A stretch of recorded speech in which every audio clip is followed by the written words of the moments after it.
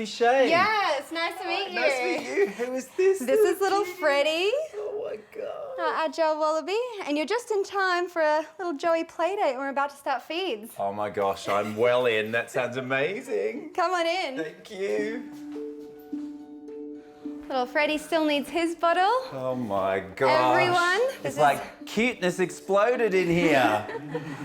Oh my gosh. Oh, this must be the best part of your volunteering job. Definitely.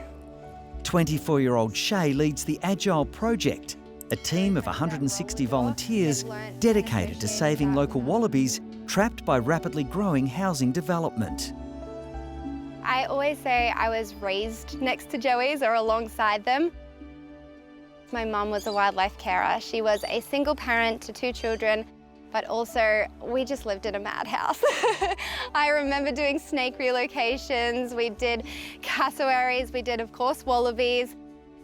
My mum was a little bit sick growing up, and so, you know, if she was to go into hospital, it would be left to my brother and I to take care of the animals, and I think that really put a lot of responsibility on us, but I do think it's made me the person I am today.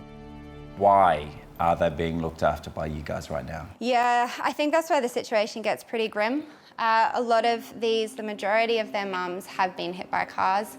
Some have been killed by dogs off lead. We try and get them back out into the wild, just not right here where they're from, because suburban area has taken over their land.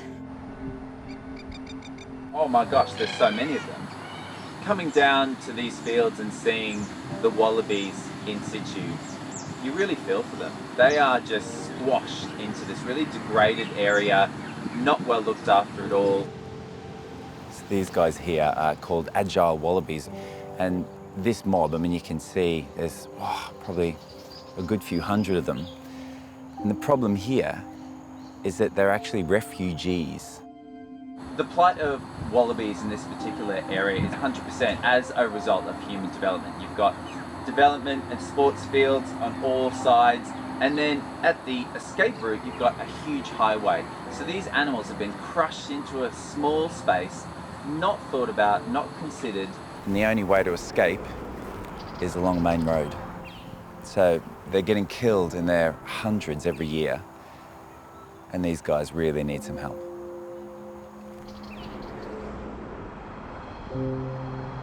Hi there, Joel. How you going? I'm Scott. Good. Hey, Scott. How you going? Nice to Nice meet to you. meet you. Yeah. Wow, this is a sad picture to see, isn't it? Yeah, that was one of this morning's casualties.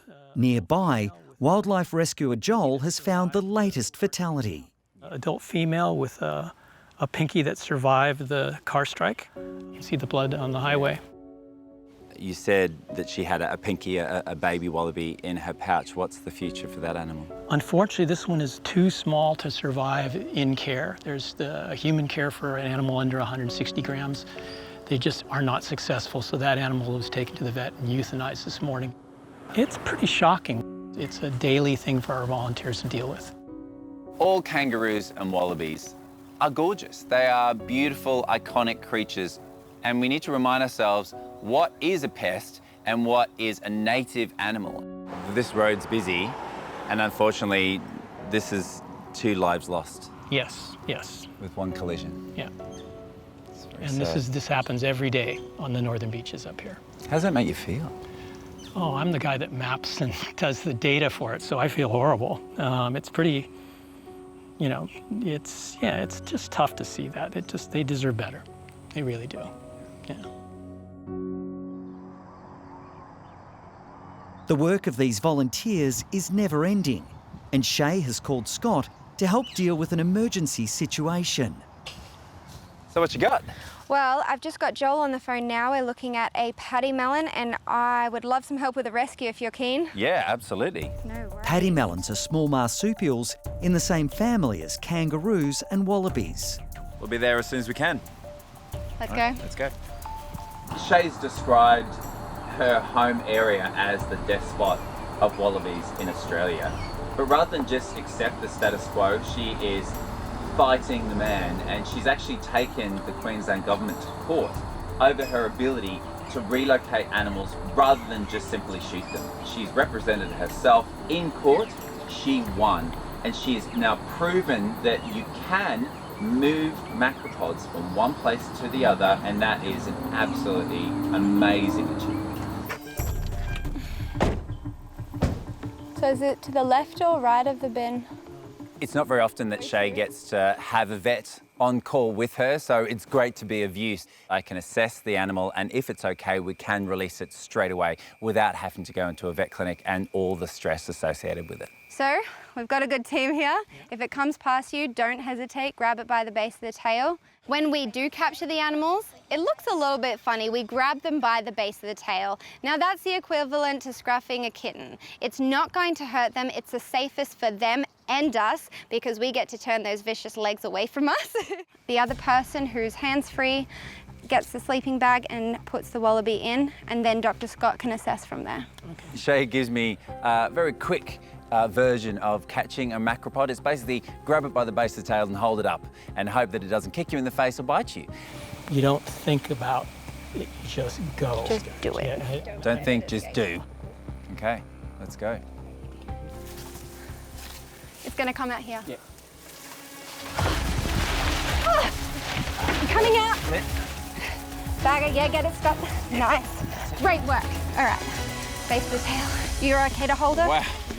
Shay goes in like an Amazon and just catches this Pademelon single-handedly. This girl is incredible. Wow, like she takes no prisoners. She just takes wallabies. Just wallabies.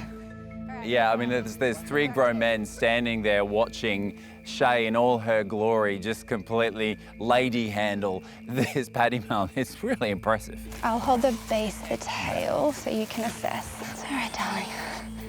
Yeah, so I'm just looking for any injuries, anything external that would explain why this guy's here.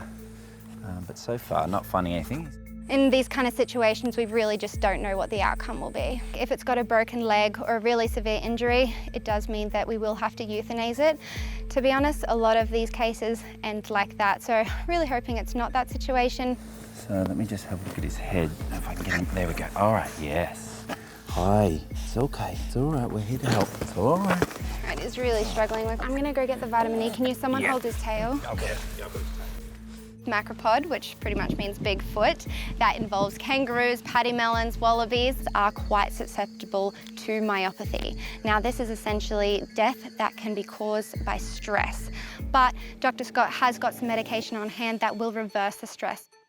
So what do you think, Shay? I mean, he seems pretty healthy. If you've cleared him, then Yeah. I think what's happened is he's accidentally got himself trapped. So we've helped remove him from the situation, which is really good, because if he would have come out this way later tonight, chances are he would have got hit by a car. So I think we go for a bit of a walk into the deep bush. He knows this area and we can let him go. Wow, this is virgin rainforest now. It is. It's pretty perfect here, away from everything. Nice clear spot for him. Yeah. Great release that.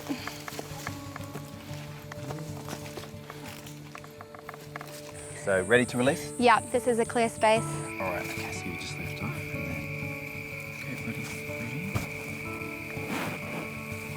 There you go, off you go. Good. Ooh. There you go. Perfect. Oh, he's great. Back where he's from. I'm feeling inspired and amazing. We've managed to relocate an animal that needed us and release it back into the wild. Rescue one life at a time. Yeah, good work. Yes. Come on, team. Nice one. This release is just a warm-up, with all hands on deck required early tomorrow morning to help with a massive capture and relocation operation. I am so excited to channel my energy into something really positive, joining this team of wildlife warriors as they scurry around at 2 o'clock in the morning, capturing as many wallabies as possible. I literally cannot wait.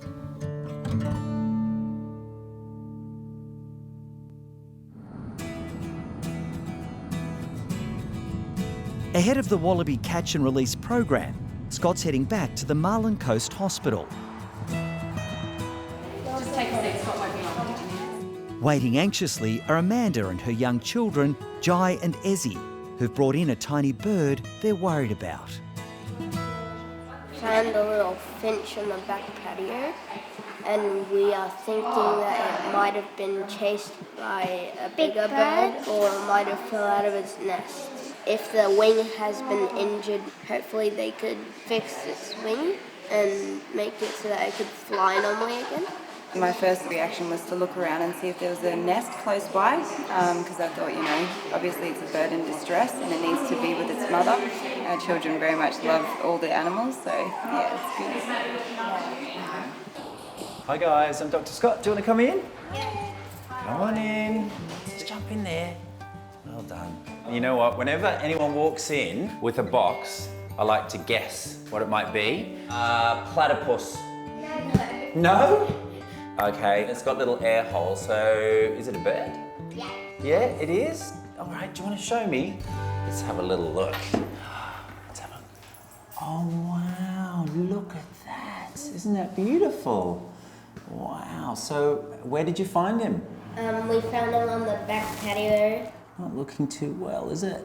He's got his eyes closed, so he's looking a bit sad, isn't he? And a bit fluffed up. So he's not 100% well. All right, let's just get you out. Come on then. Come on then. Oh, okay, so it's a little finch. So what I'm going to do is feel the legs.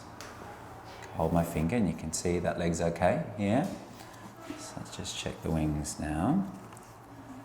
There's no issues there. So no injuries? Not that I can find, no. Could be a very young bird. It's still got a lot of energy to it. I just want to see, do we dare? Now you're going to have a little fly. Whee! Okay. So that's pretty good. That's a good start, isn't it? Ready? There. Oh, look how cute it is.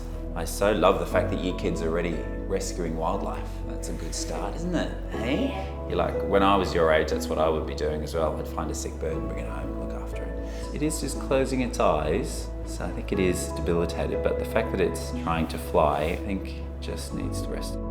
Although there doesn't seem to be any obvious external physical injuries with this little finch, it is unwell. It's fluffed up, its eyes are closed, so it could be either two things, a disease process going on, so maybe a bacterial or viral infection, or concussion, which happens a lot to birds. They fly into glass, they hit the head, and then they suffer with concussion. It means that they just need a few days to recuperate.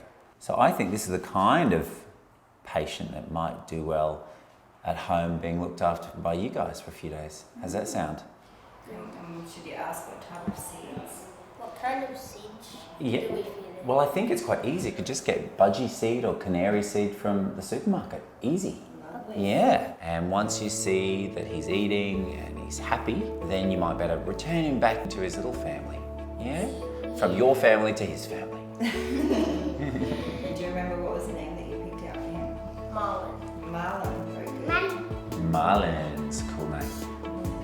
All right, there you go, guys. Thank you so You're much. so welcome. All right, look after Marlin for me. Thank you so All right, you're welcome. Bye, kids. See you later. Bye. It's always tough with little birds because despite your best efforts, a lot of them don't make it. Let's hope that Marlin pulls through and goes back into the wild, but even if he doesn't, what these kids have shown is they cared enough to pick him up, pop him in a box and bring him to the vet. So those kids are amazing. The vet said that it's pretty healthy and that he might have just thought it would be a concussion. So I'm really excited.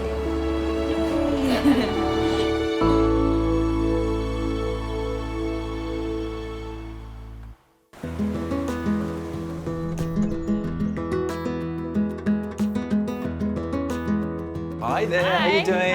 Hi. Nice to see you. And you, do you want to come on in? Sure, thank you. Scott's next patient has arrived with Meg, the wildlife manager at a local native fauna park. So, what's been happening? So this is Honey, the squirrel glider. This morning we noticed that she's got a small swelling on the left-hand side of her face, and it looks like she's got an infected tooth right at the back. Okay. Wow, it's so little. Yeah, she's tiny. She's so light. Hello, precious. Oh my gosh, look at you. We checked all of our squirrel gliders this morning and noticed that Honey had a bit of a swelling just on the lower left side of her face along her jawbone. It wasn't noticed yesterday, so I'm hoping it's only just started and we've caught it early enough that we can get it treated without too much discomfort for her. Wow, she's so beautiful, isn't she? she's gorgeous. Exquisite markings. Wow, hello baby. How are you? Popping out of the little bag, Honey, just this vision of gorgeousness. She's got these beautiful big eyes. Of course, she's a nocturnal creature. Seems also quite confident. She's amazing. Yeah, she's pretty cool. Honey is friendly and placid with the keepers at Karanda Koala Gardens. She's very happy to be out and about with us when we're feeding her. Squirrel gliders do exactly as their name implies. They glide. They will start from one tree and be able to, like a kite, catch some air and glide to the next tree. So they don't fly by any means. They don't actually gain any height. They do glide in a descending manner. So how far can they glide from tree to tree? About 50 meters if they start high enough and they have enough open space. So they use their wings, if you want to call them that. The large bits of skin connect from the back of their hand to the back of their feet, and they use that to glide from tree to tree. Oh, good girl. Let's see it. I love Australian wildlife. When I was 7, I was camping with my parents in the outback, and a small rodent touched me on the finger, and it was this sort of almost religious moment where I just went, you know, this is what I want to do. I have an affinity with animals, and I took it all the way to being a vet. Now I can see that swelling very clearly, so just under the eye on that right-hand side, right? Yeah, her left, your right, yeah. So has she still been eating normally? She was eating yesterday. Yeah. What do you feed these guys? A bit of fruit and a little bit of hard veg, and then they also get a variety of browse, so we give them eucalyptus and fig. The possibility is that she's got an infection around the tooth, also maybe it's some sort of foreign body, maybe a bit of the vegetable material that she's eating. Yeah, it is a possibility that she's had to chew on some of the browse and maybe a stick or something's gotten stuck. The likely causes for the swelling on Honey's face is a tooth root abscess. So either there's a damaged or dodgy tooth that needs to come out, or there's something stuck between the teeth. Either of those things cause infection, leads to pus, and that's the swelling that you see. Hey, Kath. Hi, how are you doing? Hi, good. So I've got little Honey, the squirrel glider. She is unbelievably gorgeous. Here we go. Just have a look. When you see this girl, she is just magic.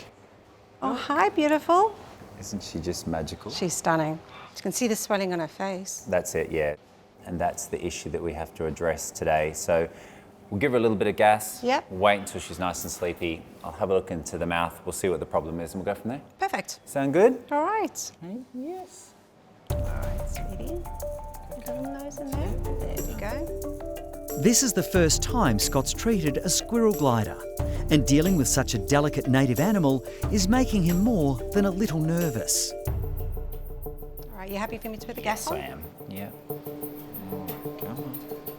It's really difficult to manage the anaesthetic of a little creature like a squirrel glider. When they're that little, they have a very fast metabolism, so they absorb the anaesthetic quickly and then they throw it away quickly as well. So they wake up, then they go back deeper, and so trying to get the job done in between those quick highs and lows is really tricky. She's getting there. Yeah, she's nearly there. So, good girl. So she's getting a little bit floppy there. It's hard to build up on that back molar. Just trying to see if that tooth wants to actually come out. Scott needs to take a closer look at Honey's tooth to decide if it needs to be removed. Jail bars right in the front of the mouth there just makes it tricky. Yeah. But the shape of the 4-year-old marsupial's mouth is making the job almost impossible. The anatomy of the squirrel glider is quite challenging, very long, pointy in sizes, kind of jail bars getting in the way of what I need to do. So it does make it really difficult to navigate around the oral cavity. So access is proving quite difficult in this guy.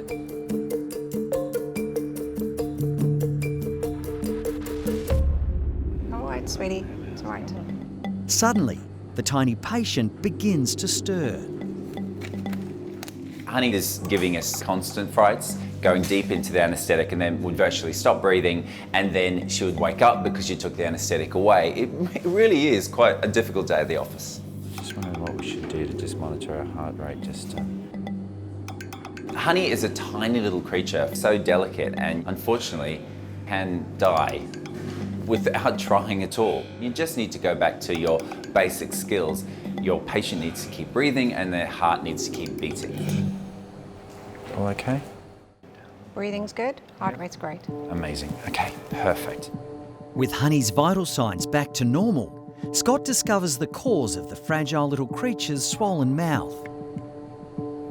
Oh, yuck. There's a massive build-up of fluid just here. So it's definitely an abscess. I can see that the molar at the back of her jaw is actually fine. I crack a bit of tartar off, but there's no issue of root decay.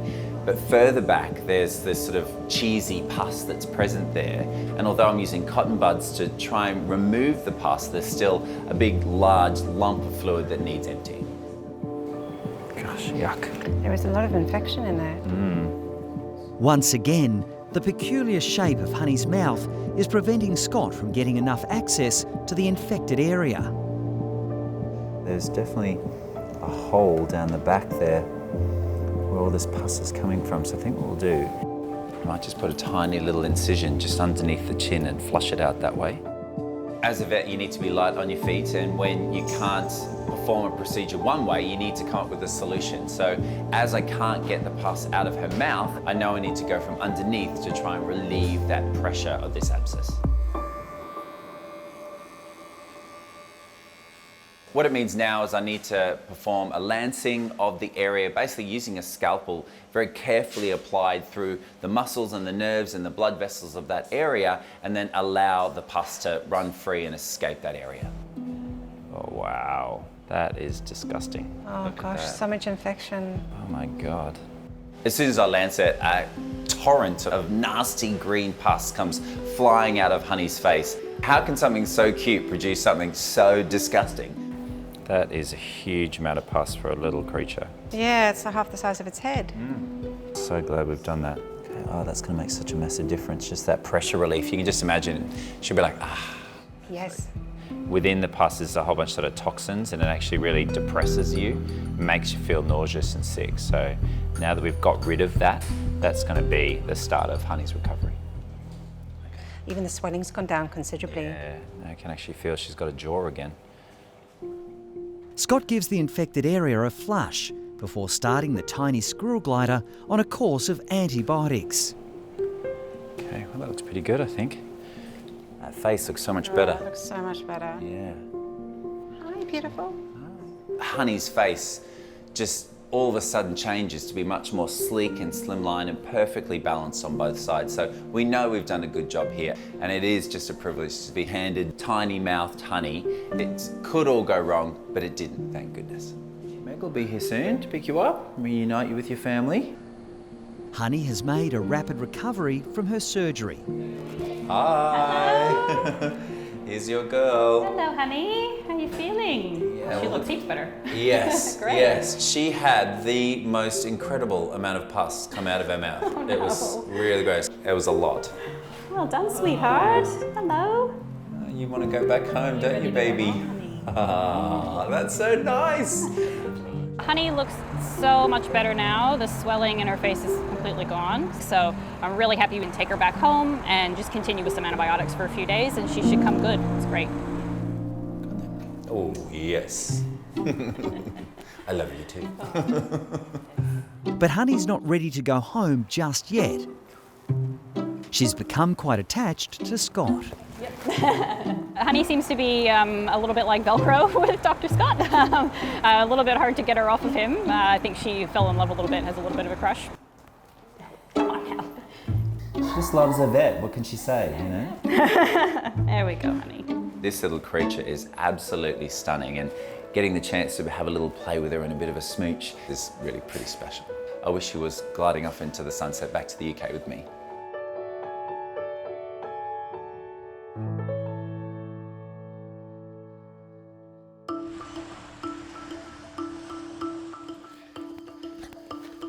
Good morning, everyone. Good morning. Back at Trinity Beach, it's 2 a.m.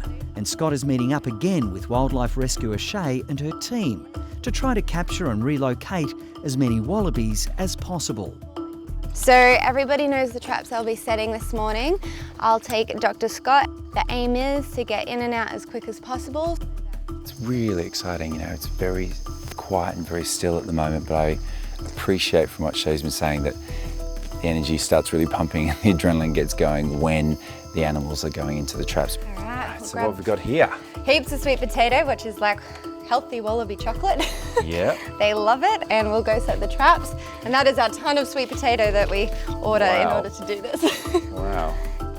The wallabies will be lured into special traps so they can be safely transported away from the busy housing development. And we've got pre-chopped sweet potato, and we're going to give them enough that if one was to get caught quite quickly, they have a really great time eating the little pieces. Now we zip it up. So this is where we're going to unzip it when we come out. When they're captured, Yep, so we just go joon, joon, joon. Grab, lift, Yep, bag. bag. Right. Sometimes they like to boing out, try and grab a midair. Yeah, okay. It feels like it's going to be quite frantic, like this is the calm before the wallaby storm. Yes, exactly. But it's also weird because we don't speak, so it's all frantic in silence. Oh, okay. Yeah. The only thing about tonight is it still seems pretty hot. Yes, it is a little bit warm, so 26 degrees and under is a safe space for these wallabies. If it gets above 26 degrees, that's when we cease operations. When you're trying to remove wallabies from an area, of course they're going to get stressed, and they get even more heat stressed when it's hot. Right. What temperature is it now? It is 26, but it is dropping and then going back up. Wow. So yeah. we've got a little limited window of opportunity here to get these wallabies rescued and out. Absolutely, and I think that's why we go, go, go and just don't stop as soon as we start capture, because it really is a timely matter. We cannot go ahead if it is 26 degrees or above, so that's why the pressure's on. Wow, I'm feeling it. Yes, you'll be feeling it soon with the sweat as well. So just drop that one, make sure it drops perfectly. Yeah. Great. Right, so now we've set our 2 traps. How long should we expect that it'll take for a wallaby to jump on in? Yeah, these back ones, they love these ones, so they're our go-to spots. Sometimes 5 minutes, but they do have a whole hour to come in. So we check them on the hourly. So in 1 hour's time, we'll be back out here probably pulling a nice big boy from this trap. Well, hey, I'm excited and nervous in equal measure. It's gonna be fun.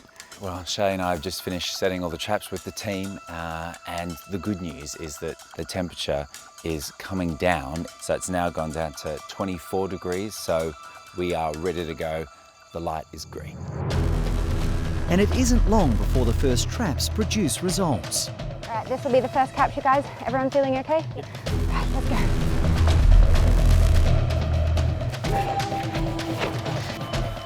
Somebody got basic too. All right, let's go, team. They fly on in and they grab these animals, and yes, it looks, you know, rough, but what we're doing is bringing them somewhere where they can be safe and be free, and that's what it's all about. Dr. Scott, do you want to get this one? Yep. As soon as each wallaby is captured, Scott's ready with sedation and vitamin E to alleviate any stress. Okay, done. You have to have your wits about you because they've got really sharp claws. They try and bite you, of course. They're trying to get away. They don't know we're trying to help them. Got him. Okay. Nice. Yep. But you can just feel the passion and you can feel the love of these young people. They are amazing, and I feel just so blessed to be a part of them tonight. Oh, he's really big, really strong, very heavy. Scott's also making sure any mature females are given a thorough pouch check. Oh wow, jelly bean. tiny little baby. Oh, a couple of days old. Oh my gosh, look at that. Wow. 2 lives saved. 2 lives for 1. Well done, everyone. That's amazing. All right, team. We're gonna head back out straight away. Yes.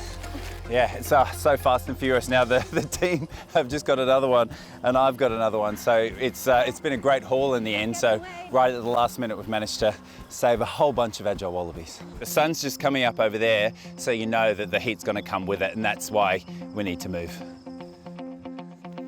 The wallabies will now be taken to a safe area, well away from housing and busy roads. So that's it, sun's up, we're ready to go to release site. We've got 8 and 4 babies, and that was an incredible effort, team. Yeah, well done, everyone. Great that's job. Awesome. So that's very precious cargo right there. Come on then, let's get moving. And relax. knowing that in the back you've got 8 wallabies and 4 joeys in their pouches is not standard, but it's magical, really. We always say if they were to die and go to wallaby heaven, this is probably where they'd end up. It is completely away from cars, dogs and roads, and has a massive acreage system that also backs onto National Park. Any order except leave that last one to the end with the joey. One by one, each team member gets to release a wallaby into its new home.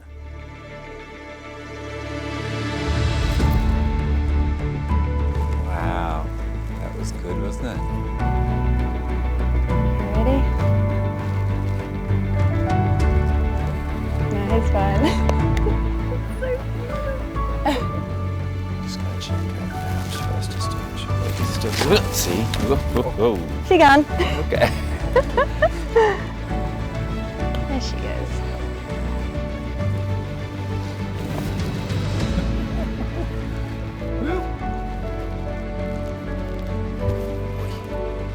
This is the big, heavy boy.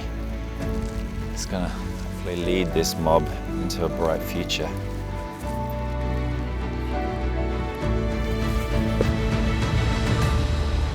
Very happy boy. He is very happy.